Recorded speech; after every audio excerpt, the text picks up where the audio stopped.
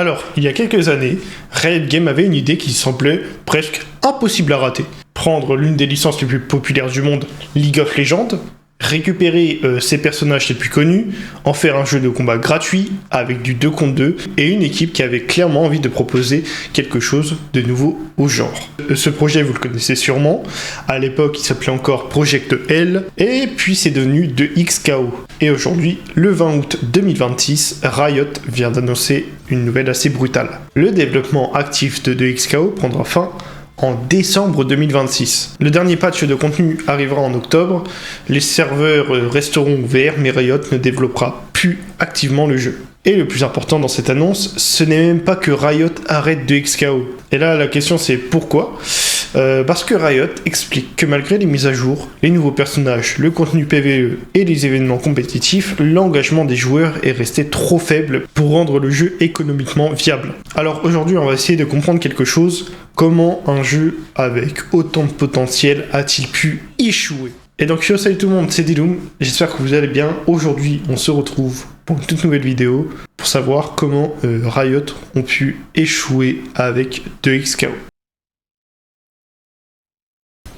Pour comprendre son échec, il faut d'abord comprendre pourquoi 2XKO semblait être une évidence. Riot Games, League of Legends, un jeu gratuit, des personnages connus mondialement, un gameplay pensé pour être accessible, du crossplay, et surtout une identité assez différente des autres jeux de combat grâce au système de tag ou au 2 contre 2. Sur le papier, pour le coup, c'était énorme, et Riot n'arrivait pas sur le marché sans ambition. L'entreprise voulait construire une vraie communauté autour du jeu de combat et investir pleinement dans la scène compétitive. Riot avait même prévu 20 tournois soutenus officiellement à travers le monde. Donc non, Riot n'a pas simplement sorti le jeu et abandonné.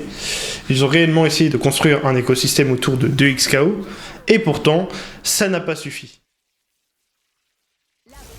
Mais le vrai problème du jeu, c'est à qui s'adressait vraiment 2XKO. Et c'est probablement l'un des problèmes les plus intéressants du jeu. Parce que tu regardes 2XKO, tu peux avoir l'impression qu'il possède un public gigantesque. Il y a les joueurs de jeux de combat, les joueurs de LoL, les gens qui ont découvert Jinx, Vi et Echo sur Arcane, qui sont peut-être potentiellement là aussi, les fans de Riot, encore une audience de plus, et évidemment les gens qui cherchent simplement un nouveau jeu free-to-play. Sur papier, tu te retrouves avec des millions de joueurs potentiels, mais il y a un problème, c'est que ces personnes ne veulent pas forcément la même chose. Un joueur de Street Fighter, Tekken ou Guilty Gear va potentiellement être attiré par le gameplay. Un joueur de LoL peut simplement être heureux de retrouver son champion préféré. Et quelqu'un qui a regardé Arcane peut adorer Jinx, Vi, Echo, Caitlyn, etc. sans pour autant avoir la moindre envie d'apprendre à jouer à un jeu de combat. Et c'est là la vraie difficulté. Connaître un personnage ne signifie pas vouloir jouer à son jeu.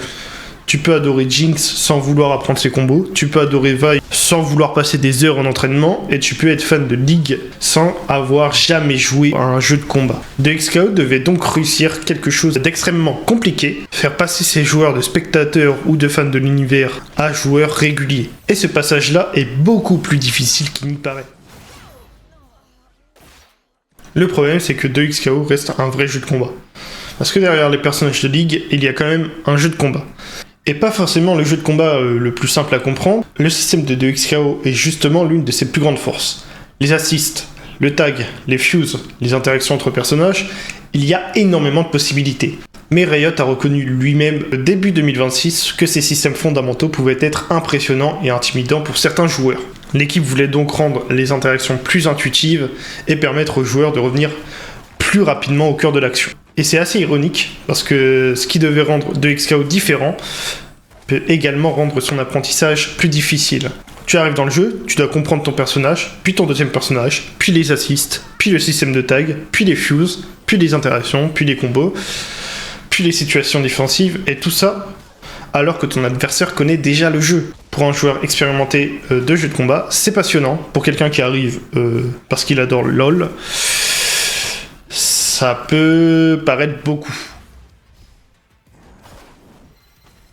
Parce que pour le coup, le 2 contre 2 est probablement l'une des meilleures idées de 2XKO. Mais aussi potentiellement l'une de ses plus grosses barrières aussi. Dans un jeu de combat traditionnel, tu peux lancer une partie et simplement jouer ton personnage. Dans 2XKO, ton expérience repose beaucoup sur la synergie entre plusieurs personnages. ton personnage, ton partenaire, tes assists, tes décisions de tag et évidemment ton duo. Riot l'a d'ailleurs compris. Dès janvier 2026, l'équipe expliquait vouloir davantage miser sur le jeu en duo et faciliter la formation de duo. Parce que jouer avec un ami peut être absolument génial, mais encore faut-il avoir un ami qui joue au jeu. Et là, on retrouve un cercle vicieux. Tu veux jouer en duo, ton pote ne joue pas, tu joues seul, tu progresses moins dans cette partie du jeu, tu finis par moins jouer, et si suffisamment de joueurs font la même chose, la communauté se réduit petit à petit. C'est probablement ce qui rend l'échec de 2XKO encore plus frustrant, parce que Riot avait une licence absolument parfaite pour créer un jeu de combat. League of Legends possède des dizaines de personnages qui ont déjà des designs, des pouvoirs, des personnalités extrêmement reconnaissables, et avec Arcane et leurs petites cinématiques pour annoncer des nouveaux champions, certains personnages ont même dépassé le monde du jeu vidéo, avec Jinx, Vi, Echo, Yasuo et énormément d'autres. Mais voilà le vrai problème.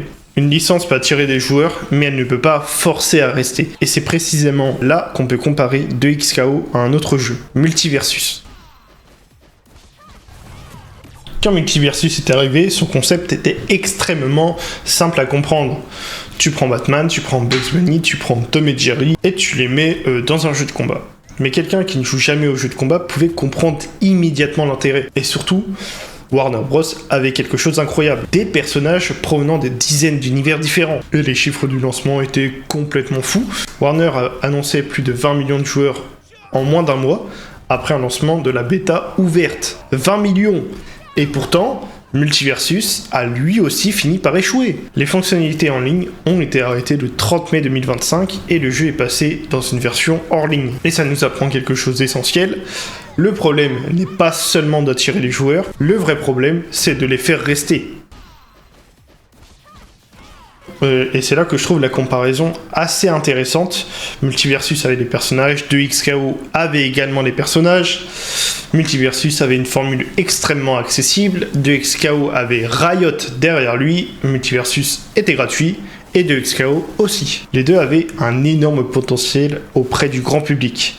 Et pourtant les deux ont rencontré le même problème, la rétention. Parce qu'au lancement, beaucoup de gens vont essayer le jeu, et surtout quand il est gratuit, mais essayer un jeu ne signifie pas de devenir un joueur régulier. Et c'est précisément là que les chiffres de lancement peuvent être trompeurs. Tu peux avoir 20 millions de personnes qui téléchargent ton jeu, mais si elles partent après quelques jours ou quelques semaines, tu n'as pas construit une vraie communauté, tu as construit un pic. Et un jeu-service ne vit pas grâce à son pic, il vit grâce aux joueurs qui restent. Et là on arrive à un deuxième gros problème. Un jeu-service doit constamment donner une raison de revenir. Nouveaux personnages, nouveaux modes, événements, récompenses, compétitions et progression. Et clairement, Riot a essayé. En 2026, 2XKO a reçu des nouveaux champions, des événements, des systèmes supplémentaires et même un mode PvE appelé Ascension. Donc, encore une fois, on ne peut pas simplement dire que Riot n'a rien fait. Ils ont ajouté du contenu. Le problème, c'est que ces ajouts n'ont pas réussi à provoquer suffisamment une croissance durable, et Riot explique aujourd'hui que même les grosses mises à jour n'ont pas suffisamment changé la dynamique du jeu. Et c'est probablement l'échec qui résume mieux 2XKO. Le contenu a attiré de nouveau l'attention, mais pas suffisamment de joueurs sur la durée. Et il ne faut pas oublier une chose, 2XKO n'est pas arrivé dans un désert. Il devait trouver sa place parmi Street Fighter, Tekken, Mortal Kombat, Guilty Gear, Grand Blue Fantasy, Fatal Fury, et il y en a d'autres, il y en a énormément. Et surtout, il devait réussir à faire venir les joueurs de ces jeux. Mais un joueur qui passe déjà plusieurs heures par semaine sur Street Fighter 6 ou Tekken 8 n'a pas forcément envie de repartir de zéro. Il doit apprendre un nouveau roster, de nouvelles mécaniques, un nouveau système, un nouveau classement, et son temps de jeu, en vrai, il est limité avec le temps. C'est peut-être l'une des choses les plus sous-estimées dans l'industrie du jeu vidéo. Tu ne te bats pas seulement contre les autres jeux, tu te bats aussi contre le temps des joueurs. Le free-to-play est souvent représenté comme un avantage, et évidemment, ça l'est. Tu n'as aucune barrière financière pour essayer le jeu, mais ça crée également une pression énorme. Si ton jeu est gratuit, tu dois avoir énormément de joueurs. Et si tu veux financer un développement continu avec des cosmétiques, des battle pass et des achats optionnels, il faut que suffisamment de joueurs restent actifs. Sinon, le modèle économique, il s'écroule. Et Riot vient justement de confirmer que 2XKO coûtait beaucoup plus cher à faire fonctionner qu'il ne rapportait, tandis que l'engagement restait insuffisant. Et à partir de là, continuer à investir massivement devient extrêmement difficile à justifier. Et nous arrivons donc à la date fatidique du 20 août 2026. Riot annonce que le développement actif de DXKO prendra fin en décembre. Le dernier patch de contenu est prévu pour octobre. Les serveurs resteront en ligne quand même, et le jeu continuera donc d'exister. Mais il ne recevra plus le même type de développement actif. Et Riot explique clairement pourquoi il n'y avait plus de trajectoire viable vers un avenir durable. Ce n'est donc pas vraiment Riot abandonne le jeu parce qu'il est nul, c'est beaucoup plus froid que ça. Riot abandonne parce que les chiffres ne justifient plus l'investissement nécessaire. Et je trouve que ça change complètement la façon dont on doit regarder DXKO. Et au final, je pense pas que DXKO ait échoué parce que c'était un mauvais jeu. Et c'est justement ce qui rend cette histoire vraiment triste. Il avait une excellente licence, une équipe talentueuse, des mécaniques originales, un système de duo qui pouvait réellement apporter quelque chose au genre, une scène compétitive, du contenu et surtout un Riot Game.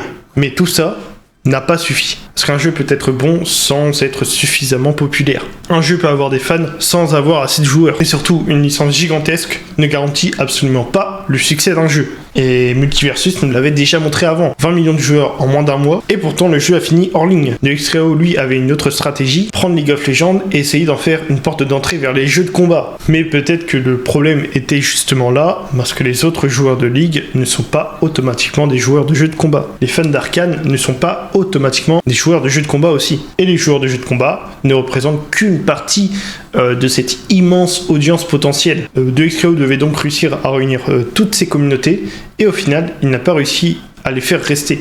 Et c'est probablement ça le véritable échec de DXKO. C'est pas de ne pas avoir assez attiré de joueurs, mais de ne pas avoir réussi à leur donner une raison suffisante de continuer à jouer. Et maintenant, la question n'est même plus est-ce que DXKO va mourir? La question est combien de temps une communauté peut-elle faire vivre un jeu de combat que son propre développeur ne développe plus. Mais son avenir, lui, il va être entre les mains de ses joueurs. Bon, écoutez les amis, n'hésitez pas à me dire ce que vous en pensez de DXKO dans les commentaires. Merci à tous d'avoir regardé cette vidéo.